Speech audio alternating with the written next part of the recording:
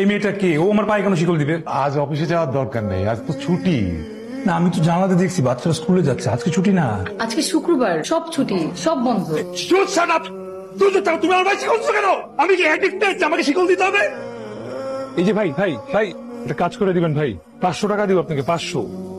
একটা করাত নিয়ে আসেন ভাই, করাত করাত। শিকলটা কাটা লাগবে ভাই, নিয়ে আসেন না, আমার একটু যাওয়া লাগবে। আর ভাই দাঁড়ান না ভাই, ভাই ভাই, এই ভাই ভাই, 1000 টাকা দিব, দাঁড়ান দাঁড়ান, একটু দাঁড়ান। তুমি? আমি তোমার ওয়াইফ, আমরা ভালোবেসে বিয়ে করেছিলাম, মনে পড়ছে?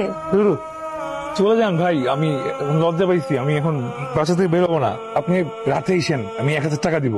একটা কথা বলে কিছু মনে করবেন না, এই ধরনের রোগীকে কিন্তু আপনারা বাসায় রেখে সুস্থ করতে পারবেন না। তো এই সুস্থ করতে হলে আপনারা বাইরে পাঠিয়ে দিন।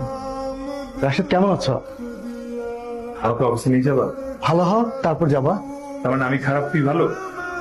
আমি রাশেদ।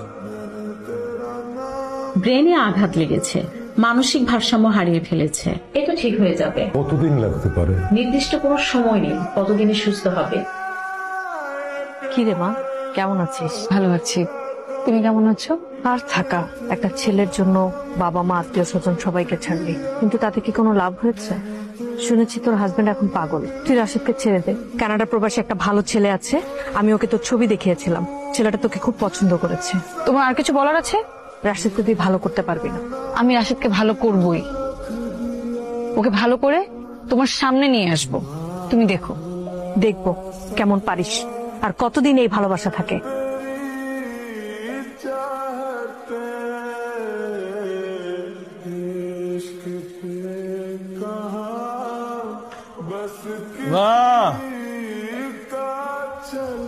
কে আসো, এদিকে আসো। ওই ছিল,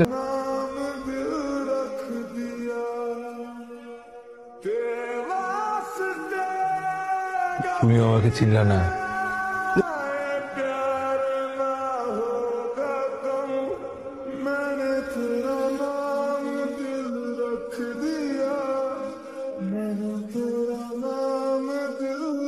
তোমাকে আমার চেয়ে ভালো আর কেউ জানে না রাশেদ। তুমি সুস্থ হয়ে যাবে।